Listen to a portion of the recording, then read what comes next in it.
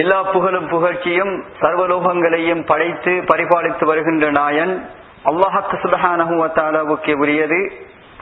எங்கள் பெருமானார் முஹம்மது முஸ்தபா ஸல்லல்லாஹு அலைஹி வஸல்லம் அவர்கள் மீது அல்லாஹ் தஆலாவுடைய அருளும் கடாட்சமும் என்றென்றும் உண்டாவதாக.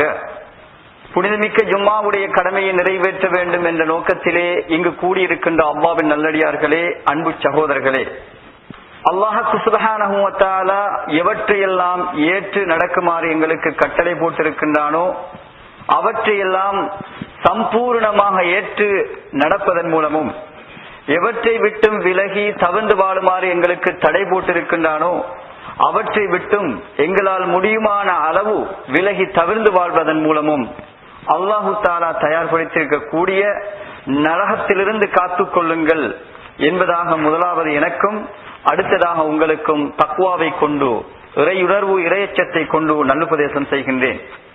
அல்லாஹ்வின் நல்லடியார்களே, அன்பு சகோதரர்களே, அல்லாஹ் சுப்ஹானஹு வ தஆலாவுடைய கிருபையின் காரணமாக அவனை ஞாபகப்படுத்தக்கூடிய பல சந்தர்ப்பங்களை எங்களுக்கு தந்திருக்கின்றான்.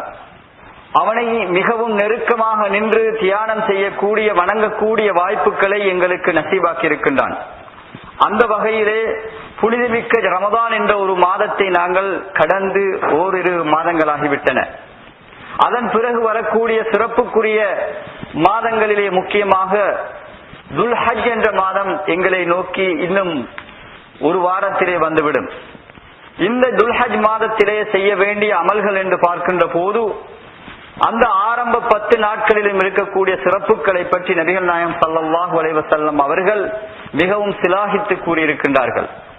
அதே போன்று இந்த ஹஜ்ஜுடைய மாதத்திலே ஹஜ் செய்பவர்கள் இல்லாமல் ஹஜ்ஜுக்கு போகாதவர்கள் என்ன செய்ய முடியும் என்பதையும் ரசூல் ஸல்லல்லாஹு அலைஹி வஸல்லம் அவர்கள் அழகாக எங்களுக்கு விளங்கப்படுத்தி தந்திருக்கின்றார்கள். இந்த வகையிலே ரமதானுடைய அந்த புனிதமான மாதத்திலே எங்களால் முடிந்த அளவு நன்மைகளை கொள்ளையடித்துக் கொண்ட நாங்கள் எதிர்வரக்கூடிய இந்த ஹஜ்ஜுடைய மாதத்திலும் எங்களால் முடிந்த அளவு நன்மைகளை பெற்றுக் கொள்வதற்கான வாய்ப்புகள் நிறைய இருக்கின்றன. அந்த வாய்ப்புகள் என்ன என்பதை அறிந்து கொண்டு அந்த வாய்ப்புகளை சரியாக நானும் நீங்களும் பயன்படுத்துவதன் மூலமாக அல்லாஹு தஆலாவுக்கு கட்டுப்பட்ட நல்லடியார்களாக நாங்கள் மாற வேண்டும் என்ற நோக்கத்திலே இன்றைய குத்பா பிரசங்கத்திலே ஹஜ் தொடர்பாக சில விடயங்களை உங்களோடு பகிர்ந்து கொள்ளலாம் என்று நாடுகின்றேன். அன்புக்குரிய இஸ்லாமிய சகோதரர்களே, உண்மையில் ஹஜ் என்று சொல்லுகின்ற போது அல்லாஹு தஆலாவிடத்திலே கூலியை எதிர்பார்த்தவர்களாக, அல்லாஹு தஆலாவுடைய திருப்தியை மாத்திரம் எதிர்பார்த்தவர்களாக புனிதமிக்க மக்கா நகரில் இருக்கக்கூடிய அந்த கஅபத்துல்லா என்ற ஷரீப் அல்லாஹு தஆலாவுடைய இல்லத்தை தரிசித்து அங்கே இருக்கக்கூடிய குறிப்பிட்ட சில கிரியைகளை செய்வதன் மூலமாக செல்லக்கூடிய பயணத்தை ஹஜ் என்று நாங்கள் சொல்லுவோம். இந்த ஹஜ்ஜுடைய மாதத்திலே நிறைவேற்றப்பட வேண்டும். ஹஜ்ஜுடைய மாதத்திலே பிறை 8வது நாளிலிருந்து 13வது நாள் வரையும் 6 நாட்கள் இந்த ஹஜ்ஜுடைய கிரியைகள் இருக்கின்றன. உண்மையிலே ரசூல் ஸல்லல்லாஹு அலைஹி வஸல்லம் அவர்கள் தங்களுடைய ஆயுளிலே ஒரே ஒரு முறைதான் ஹஜ் என்ற கடமையை நிறைவேற்றியிருக்கிறார் செய்தார்கள். இங்கே அவர்கள் செய்த அந்த ஹஜ்ஜிலே அவர்கள் சொன்ன விடயம் என்னவென்று சொன்னால், நான் எப்படி ஹஜ் செய்ய கண்டீர்களோ அதே போன்று நீங்கள் செய்யுங்கள். அதே போன்று நபிகள் நாயகம் ஸல்லல்லாஹு அலைஹி வஸல்லம் அவர்கள் அங்கே இருந்த சஹாபாக்கள் அனைவரையும் ஒன்றாக சந்திக்கக்கூடிய ஒரு வாய்ப்பை அல்லாஹு தஆலா அங்கே கொடுத்தான். ஒரு கருத்தின்படி 1,20,000 சஹாபாக்களை சந்திக்கக்கூடிய வாய்ப்பு அங்கே இருந்தது. அந்த சந்தர்ப்பத்திலே நபிகள் நாயகம் ஸல்லல்லாஹு அலைஹி வஸல்லம் அவர்கள் மிகவும் பிரபல்யமான ஒரு உரையை அங்கே நிகழ்த்தினார்கள். ஹஜ்ஜத்துல் வதா என்று சொல்லக்கூடிய பிரியாவிடை ஹஜ் என்று வரக்கூடிய அந்த ஹஜ்ஜத்துல் வதாவிலே உரையாற்றினார்கள் நபிகள் நாயகம் ஸல்லல்லாஹு அலைஹி வஸல்லம் அவர்கள். இதற்கு பிறகு முஸ்லிம்களை சந்திப்பேனா என்ற கேள்விக்குறியோடுதான் அந்த உரையை ஆரம்பிக்கின்றார்கள். அந்த உரையிலே இஸ்லாம் பூரணத்துவமாகிவிட்டது என்ற செய்தியையும், முஸ்லிம்கள் சகோதரர்களாக ஒன்றுபட்டு வாழ வேண்டியவர்கள் என்ற செய்தியையும், இஸ்லாத்தை கடைபிடிக்கும் போது அல் குர்ஆனையும் ஹதீஸையும் பின்பற்றும் காலமெல்லாம் நீங்கள் வழிகேட்டிலே போக மாட்டீர்கள் என்ற செய்திகளையும் மிகவும் ரத்தின சுருக்கமாக ஒரு சிறிய உரையிலே நபிகள் நாயகம் ஸல்லல்லாஹு அலைஹி வஸல்லம் அவர்கள் பல ஆழமான கருத்துக்களை சொல்லி சென்றார்கள். அன்புக்குரிய இஸ்லாமிய சகோதரர்களே, எனவே இந்த ஹஜ்ஜுடைய அமல் எப்படி நடக்கின்றது என்பதை நான் விளக்கமாக சொல்லாமல் 8வது நாள் முதல் 13வது நாள் வரையும் காபத்துல்லாவிலே இருந்து 8வது நாளிலே மினாவுக்கு போய் 9வது நாளிலே அரபாவில் இருந்து 10வது நாளிலே முஸ்தலிஃபாவுக்கு வந்து முஸ்தலிஃபாவில் இருந்து 10வது நாள் மீண்டும் மினாவுக்கு வந்து 10, 11, 12, 13ஆம் தினங்களிலே அதே மினாவில் இருந்து ஜம்ராத் என்று சொல்லக்கூடிய எரியக்கூடிய ஷைத்தானை கல்லெறிந்து ஷைத்தானை விரட்டுதல் என்ற அடிப்படையில் இருக்கக்கூடிய அந்த செயல்களை செய்து தாங்கள் குர்பான் கொடுத்து அதே போன்று தங்களுடைய தலை மயிர்களை சிரைத்துக் கொள்ளக்கூடிய அமல் அங்கே நடக்கும். இந்த நேரத்திலே காபத்துல்லாவுக்கு வந்து அங்கே தவாப் செய்வது, அதே போன்று சஃபா மர்வாவுக்கு இடையில் தொங்கோட்டம் ஓடுவது என்ற 2 கடமைகளை செய்வதன் மூலமாக இந்த ஹஜ்ஜுடைய கடமை நிறைவேறும். அன்புக்குரிய இஸ்லாமிய சகோதரர்களே, இது பற்றி அல்லாஹு தஆலா அல் குர்ஆனிலே பல வசனங்களிலே குறிப்பிடுகின்றான். அல்லாஹு தஆலா சூரா அல் ஹஜ் என்ற அத்தியாயத்திலே 27 முதல் 30வது வசனம் வரை சொல்லும் போது வஅذின் ஃபின்னாஸி பில் ஹஜ் யஅதூக ரிஜாலன் வஅலா குல்லி ضامرin يأتين من كل فج عميق. நபியே, ஹஜ்ஜுக்கு வருமாறு நீங்கள் மனிதர்களுக்கு அறிக்கை விடுங்கள், அவர்கள் கால்நடையாகவும் இலட்ட ஒட்டைகளின் மீதும் வெகு தொலைதூரத்திலிருந்தும் வருவார்கள். இப்படி அல்லாஹு தஆலா தொடர்ந்து ஹஜ்ஜுடைய கிரியைகள் பற்றி சொல்லுகின்றான். அன்புக்குரிய இஸ்லாமிய சகோதரர்களே, ஹஜ்ஜுடைய சிறப்பு என்று சொல்லும் போது நிறைய சிறப்புகள் இருக்கின்றன. அதிலே சுருக்கமாக மாத்திரம் நான் அல் குர்ஆனுடைய வசனங்களையோ அல்லது ஹதீசுகளையோ நான் சுட்டிக்காட்டாமல் என்ன சிறப்புகள் இருக்கின்றன என்பதை தெரிந்து கொண்டு இந்த ஹஜ்ஜுடைய மாதத்திலே அல்லது ஹஜ்ஜுடைய கிரியையிலிருந்து அல்லாஹு தஆலா எங்களிடத்திலே என்ன எதிர்பார்க்கின்றான் என்பதை உங்களோடு பகிர்ந்து கொள்ளலாம் என்று நாடுகின்றேன். ரசூல் ஸல்லல்லாஹு அலைஹி வஸல்லம் அவர்கள் ஒரு ஹதீஸிலே சொன்னார்கள், அமல்களில் எல்லாம் மிகச்சிறந்த அமல் என்னவென்று சொன்னால் அது ஹஜ் என்று சொல்லியிருக்கின்றார்கள். அதே போன்று ரசூல் ஸல்லல்லாஹு அலைஹி வஸல்லம் அவர்கள் சொன்னார்கள், ஹஜ் என்பது இறை பாதையில் போராடுகின்ற ஜிஹாதை போன்றது என்று சொல்லியிருக்கின்றார்கள். அதே போன்று ஹஜ் செய்தவர் முன் செய்த பாவங்கள் அனைத்தையும் அல்லாஹு தஆலா மன்னித்து விடுகின்றான் என்ற செய்தியையும் ரசூல் ஸல்லல்லாஹு அலைஹி வஸல்லம் அவர்கள் சொல்லியிருக்கின்றார்கள். அதே போன்று ஹஜ்ஜில் நாங்கள் செலவு செய்யும் போது அந்த செலவு செய்யக்கூடிய ஒவ்வொரு பொருட்களும் ஒவ்வொரு பணமும் அங்கே இறைபாதையில் செலவிட்டதாக கருதப்படும், ஃபீ சபீலில்லாஹ் கருதப்படும் என்பதையும் ரசூல் ஸல்லல்லாஹு அலைஹி வஸல்லம் அவர்கள் சொன்னார்கள்.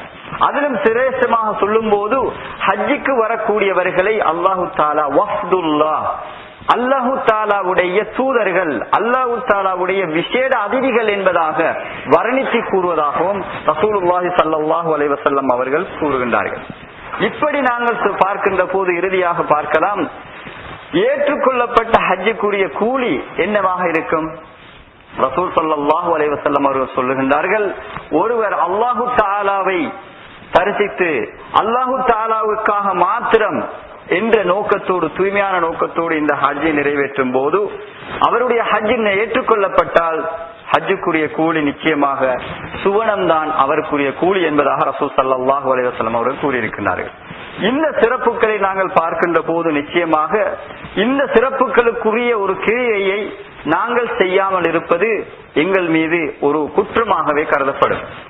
முதலாவதாக இது ஒரு கடமை என்ற அடிப்படையிலே இந்த கடமை யார் மீது கடமையாகிவிட்டதோ அவர்கள் அந்த கடமையை நிறைவேற்றப் போவது நிச்சயமாக கடமையாகி விடுகின்றது. ஏன் இந்த சிறப்புகளை ரசூலுல்லாஹி ஸல்லல்லாஹு அலைஹி வஸல்லம் அவர்கள் சொல்லுகின்றார்கள் என்று சொன்னால், இந்த சிறப்புகள் எங்களுக்கு உற்சாகத்தை தர வேண்டும். இந்த சிறப்புகள் எங்களுக்கு ஒரு ஆசையை, ஆர்வத்தை தந்து அந்த சிறப்புகளை நாங்கள் அறிந்ததன் மூலமாக இந்த கடமையை நிறைவேற்றுவதற்கு நாங்கள் செல்ல வேண்டும். ஹஜ் கடமை என்று சொல்லும் போது அல்லாஹு தஆலா சொல்லுகின்றான், யா அய்யுஹன் நாஸ் இன்னல்லாஹ கதப அலைக்குமுல் ஹஜ்ஜ ஃபஹஜ்ஜு.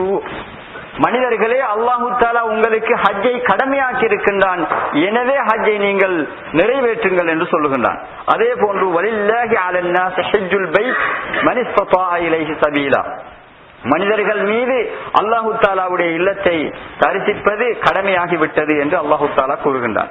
வஅத்திம்முல் ஹஜ்ஜ வல் உம்ரத லில்லாஹ், அல்லாஹ்வுக்காக உம்ராவையும் அதே போன்று அல்லாஹ்வுக்காக ஹஜ்ஜை நிறைவேற்றுங்கள் என்று பல இடங்களிலே இப்படி அல்லாஹு தஆலா இதன் கடமையை சொல்லுகின்றான். அன்புக்குரிய இஸ்லாமிய சகோதரர்களே, இங்கே இஸ்லாமிய சட்டத்தில் ஒரு கேள்வி இருக்கின்றது, ஹஜ்ஜை அவசரமாக நிறைவேற்ற வேண்டுமா அல்லது கால தாமதித்து நிறைவேற்ற முடியுமா என்று. அவசரமாக நிறைவேற்ற வேண்டும் என்பதற்கான ஆதாரத்தை பார்க்கின்ற போது, மன் அராதல் ஹஜ்ஜ ஃபல்யுஅஜ்ஜில், யார் ஹஜ் செய்வதற்கு நாடுகின்றாரோ அவர் அவசரப்பட்டுக் கொள்ளட்டும். ஃபஇன்னஹு கத் யம்ரிதுல் மரீத் வ ததில்லுர் ராஹிலா வ தகூனுல் ஹாஜா. இங்கே அவதானமாக நீங்கள் கேளுங்கள். ரசூல் ஸல்லல்லாஹு அலைஹி வஸல்லம் அவர்கள் சொல்லுகின்றார்கள் 3 காரணத்தை. ஒருவர் நோய்வாய்ப்படலாம், அதே போன்று அவருக்கு பிரயாணத்துக்கு தேவையான வாகனம் இல்லாமல் போகலாம், அதே போன்று வேறு தேவைகள் அவரை செல்லாமல் தடுத்து விடலாம். எனவே நீங்கள் ஹஜ்ஜுக்கு அவசரமாக சென்று அதனை நிறைவேற்றுங்கள் என்று ரசூல் ஸல்லல்லாஹு அலைஹி வஸல்லம் அவர்கள் சொன்னார்கள். இன்னொரு ஹதீஸிலே சொன்னார்கள், தஅஜ்ஜலுல் ஹஜ்ஜ ஃபஇன்ன அஹதகும் லா யத்ரி மா யரிது லஹு. நீங்கள் அவசரமாக ஹஜ்ஜை நிறைவேற்றுங்கள், உங்களில் ஒருவருக்கும் தெரியாது தனக்கு என்ன நடக்க போகின்றது, தன்னை தடுக்க போவது எது என்பது உங்கள் யாருக்கும் தெரியாது. எனவே ஹஜ்ஜை அவசரமாக நிறைவேற்றுங்கள் என்று ரசூல் ஸல்லல்லாஹு அலைஹி வஸல்லம் அவர்கள் கூறியிருக்கிறார்கள். அதே போன்று அன்புக்குரிய சகோதரர்களே, ஹஜ்ஜுக்கு செல்லுகின்ற போது நாங்கள் செலவழிக்க கூடிய செலவு என்று சொல்லும் போது அது அல்லாஹு தஆலா விரும்பக்கூடிய விதத்திலே சம்பாதித்ததாக இருக்க வேண்டும். ஹலாலான சம்பாத்தியம் மாத்திரம்தான் அங்கே இருக்க வேண்டும், ஹராம் இருக்கக்கூடாது என்பதையும் ரசூல் ஸல்லல்லாஹு அலைஹி வஸல்லம் அவர்களுடைய பல ஹதீஸ்களிலே பார்க்கலாம். அதிலே முக்கியமான ஒரு ஹதீஸ் அபூ ஹுரைரா ரலியல்லாஹு அன்ஹு அவர்கள் அறிவிக்கக்கூடியது, யாராவது ஹலாலான முறையிலே சம்பாதித்து அந்த பணத்தின் மூலமாக ஹஜ்ஜுக்கு செல்வார் என்று சொன்னால், வானத்திலே இருந்து மலக்குகள் எப்படி சொல்வார்கள் என்றால், லப்பைக் அல்லாஹும்ம லப்பைக், இந்த மனிதர் அல்லாஹ்வே நான் உனக்கு கட்டுப்பட்டு உனக்கு பதிலளித்து காபாவுக்கு ஹஜ் செய்வதற்காக வந்துவிட்டேன் என்று சொல்லுகின்ற போது, இந்த நாதா முனாதின் சிஸ்ஸமா, வானத்திலிருந்து மலக்குகளும் அழைப்பார்கள், லப்பைக வ ஸஅதைக ஸாதுக ஹலாலுன் வ ராஹிலத்துக ஹலாலுன் வ ஹஜ்ஜுக மப்ரூனுன் கைரு மஅஸூர். வானத்திலிருந்து வானவர்கள் சொல்லுவார்கள், ஆமாம் நீ அல்லாஹு தஆலாவுக்கு பதிலளித்து விட்டாய், ஸாதுக ஹலால், உனது கட்டு சாதனங்கள் நீ எதெல்லாம் எடுத்துக்கொண்டு போகின்றாயோ ஹஜ்ஜுக்கு அதெல்லாம் ஹலாலாக இருக்கின்றது, உனது பிரயாணத்துக்கான வாகனம் ஹலாலாக இருக்கின்றது, அதே போன்று உனது ஹஜ் மப்ரூர், ஏற்றுக்கொள்ளப்பட்ட ஹஜ்ஜாக மாறிவிட்டது, கைரு மஅஸூர், எந்த பாவமுமே அதிலே இல்லை என்று அவர்கள் துஆ செய்து கொள்வார்கள். இதுக்கு எதிராக ஹராமான சம்பாத்தியத்திலே யாராவது ஹஜ்ஜுக்கு போவார் என்று சொன்னார், அவர் லப்பைக் லப்பைக் என்று சொல்லுவார், ஆனால் வானத்திலே இருந்து மலக்குமார்கள் சொல்லுவார்கள், ஸாதுக ஹராம் வ நஃபகதுக ஹராம், உனது கட்டுச்சாதனங்கள் ஹராம், உனது செலவழிப்பு எல்லாமே ஹராமாக இருக்கின்றது, வ ஹஜ்ஜுக மஅஸூர் கைரு மஅஜூர், உனது ஹஜ் பாவம் நிறைந்ததாகிவிட்டது, ஏற்றுக்கொள்ளப்பட்டதாக இல்லை, கூலி வழங்கப்பட மாட்டாது, லா லப்பைக் வலா ஸஅதைக், அல்லாஹு தஆலாவுக்கு நீ பதிலளிக்கவும் இல்லை என்று அவர்கள் சொல்லிக் கொண்டிருப்பார்கள். எனவே அன்புக்குரிய இஸ்லாமிய சகோதரர்களே, ஹஜ் எங்களுக்கு கடமை என்று சொன்னால் ஹலாலான முறையிலே பெற்ற சம்பாத்தியத்தை கொண்டு அந்த ஹஜ்ஜை நிறைவேற்றுவதற்கு நாங்கள் அவசரப்பட வேண்டும். அன்புக்குரிய இஸ்லாமிய சகோதரர்களே, ஹஜ்ஜுடைய அந்த 10 நாட்களுடைய சிறப்பை நாங்கள் பார்க்கின்ற போது ரசூலுல்லாஹி ஸல்லல்லாஹு அலைஹி வஸல்லம் அவர்கள் இந்த 10 நாட்களிலே என்ன செய்யலாம் என்பதை எங்களுக்கு சொல்லி தந்திருக்கிறார்கள்.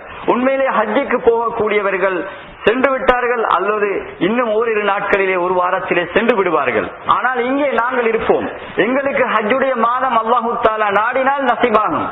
இந்த நேரத்திலே நாங்கள் அந்த மாதத்தை எப்படி பயன்படுத்துகின்றோம் என்பது எங்களுக்கு தெரிந்திருக்க வேண்டும். அதே போன்று நாங்கள் பயன்படுத்த முயற்சி செய்ய வேண்டும். முதலாவது செய்திதான், இந்த ஹஜ்ஜுடைய மாதத்திலே ஹஜ் கடமையானவர்கள் ஹஜ்ஜை செய்வது, அதே நேரத்திலே உம்ராவுக்கு யாராவது போக முடியும் என்று சொன்னால் அந்த உம்ராவையும் நிறைவேற்றுவது இந்த ஹஜ்ஜுடைய மாதத்திலே ஒரு முக்கியமான சுன்னாவாக இருக்கின்றது. அதே போன்று யௌமு அரஃபா என்று சொல்லக்கூடிய 9வது நாளிலே நோன்பு நோட்பது ஹஜ்ஜாயிகள் அல்லாதவர்கள் மீது ஒரு மிகவும் விரும்பத்தக்க சுன்னாவாக இருக்கின்றது. எனவே ஞாபகத்தில் வைத்துக் கொள்ளுங்கள், ஹஜ்ஜுடைய மாதம் 9வது நாள் அரஃபாவுடைய நாள், நிச்சயமாக நான் நோன்பு நோட்பவனாக இருக்க வேண்டும், கழிக்க வேண்டும் என்றும் அதிலே கூடுதலான பிரார்த்தனைகள் திக்ர் ஔராதுகளில் அல்லாஹு தஆலாவை அதிகமாக ஞாபகப்படுத்துவதிலே எங்களுடைய நேர காலத்தை நிச்சயமாக செலவழிக்க வேண்டும். அதே போன்று உபரியான மேலதிகமான தொழுகைகளை, சுன்னத்தான தொழுகைகளை நாங்கள் சொல்ல வேண்டும். அதே போன்று சதகாக்கள் தான தர்மங்கள் செய்வதற்கு முன்வர வேண்டும். தௌபா செய்து பாவ மன்னிப்பு பெற வேண்டும். அதிகமாக குர்ஆனை ஓத வேண்டும், திலாவத் செய்ய வேண்டும். அதே போன்று தக்பீர் என்று சொல்லக்கூடிய லா இலாஹ இல்லல்லாஹு அல்லாஹு அக்பர் அல்லாஹு அக்பர் வலில்லாஹில் ஹம்த் என்ற தக்பீரை ஹஜ்ஜுடைய மாதம் முதலாவது பிறை ஆரம்பித்ததிலிருந்தே எங்களுக்கு ஓதிக்கொண்டே இருக்கலாம். எனவே இந்த அடிப்படையில் நாங்கள் இந்த ஹஜ்ஜுடைய முதலாவது 10 நாட்களில் கழிக்கின்ற போது எங்களுக்கு ஒரு பெருநாள் வருகின்றது. ஈதுல் அத்ஹா என்று சொல்லக்கூடிய ஹஜ்ஜுடைய பெருநாள். இந்த பெருநாளுடைய தொழுகையிலே நாங்கள் கலந்து கொள்வது, அந்த பெருநாள் தொழுதலை தொடர்ந்து எங்கள் மீது ஒரு கடமை இருக்கின்றது. அது என்னவென்று சொன்னால் குர்பானி கொடுப்பது. உண்மையிலே எங்களுக்கு பண வசதி இருக்கும் என்று சொன்னால் தனியாக இருந்து ஒரு ஆட்டையோ ஒரு மாட்டையோ அல்லது ஒட்டகத்தையோ கொடுக்கலாம். எங்களுக்கு பண வசதி போதாது என்று சொன்னால் ஒட்டகத்தையும் மாட்டையும் 7 பேர் சேர்ந்து நிச்சயமாக கொடுக்கலாம். எனவே அன்புக்குரிய இஸ்லாமிய சகோதரர்களே, இங்கே இருக்கக்கூடிய எல்லோரும் நிச்சயமாக இந்த உதுஹியா என்ற கடமையிலே பங்கேற்றுக் கொள்வதற்கு முயற்சி செய்ய வேண்டும். நிச்சயமாக அல்லாஹு தஆலா எங்களுக்கு அருள்களை தந்திருக்கின்றான். அந்த அருள்களுக்கு நாங்கள் பதில் சொல்ல வேண்டிய கடமை இருக்கின்றது. அல்லாஹு தஆலா இப்படியான வாய்ப்புகளை தருகின்ற போதும் நாங்கள் அதனை பயன்படுத்தவில்லை என்று சொன்னால் நிச்சயமாக துரதிஷ்டவாளிகள் நஷ்டவாளிகள் நாங்களாகத்தான் இருக்க போகின்றோம். இறுதியாக இந்த பெருநாள் என்று வருகின்ற போது நிச்சயமாக உலகத்திலே இருக்கக்கூடிய முஸ்லிம்கள் அனைவரும் அரஃபா என்ற மைதானத்திலே ஒன்று கூடி சகோதரத்துவத்தை சொல்லிக் கொண்டு இருப்பார்கள். எங்களுக்கு இடையிலே சகோதரத்துவம் எந்த அளவு இருக்க வேண்டும்?